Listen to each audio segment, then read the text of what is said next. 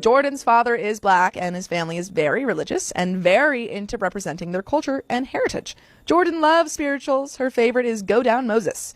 She also likes songs from old musicals we watched together that reference the struggles of slavery. When she was about 4 or 5, my sister realized she loved those songs and tried telling her husband that Jordan was not allowed to listen to that type of music or watch movies about slavery because my sister wasn't raised that way. What does that mean? I'm confused by that. Is she trying... What's her reasoning there? Yeah. That doesn't make sense. Interesting. My brother-in-law is usually really passive, but this was one moment where he stood up to my sister and told her that their daughter is half black and can trace her heritage back to the plantations, so ignoring her heritage wasn't gonna happen. My sister will regularly pick this fight with her husband when Jordan starts liking something from African-American culture that my sister doesn't like. So it seems like sister and OP are white. After my sister yelled at me at the picnic, I didn't watch Jordan for a few days. Shortly after I posted my original post, I sent my sister a few text messages to see how she was doing. And she sent back, "Don't think I don't know what you're up to.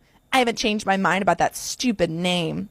I told her that was fine. She was Jordan's mother, and I'd respect her wishes. She sent another message saying, "Her name is Jordan, nothing else, because that's what I named her." Jordan's other grandmother actually dropped her off at my house this morning, and she said something like, "Hey, Beezy, tell your aunt all about the bugs you found." I was so shocked to hear that name after it had been supposedly banned. I asked her grandmother if my sister had spoken to her about the nickname, and she was like, "Oh, she was serious about that? That doesn't make sense. We've been calling her Beezy all week, right in front of her mom, too." I asked her what my sister had been calling her, and she gave me a weird look and said, "Beezy and JP, like usual." Before she left, my sister's mother-in-law mentioned that my sister had yelled at her this past week, too. Apparently, Jordan had been watching TV, and a black woman with cornrows came on screen. Jordan told her grandmother she loved her hair. Mother-in-law said her cousin could do her hair like that if she wanted. My sister got angry and said there was no way her hair was getting put in cornrows. When mother-in-law explained that Jordan's father used to have cornrows and knew all about them, my sister said, "Well, I don't like how they look." Jordan said, "Aunt BB has hair like that and she looks really pretty. Don't you think I'd look pretty?"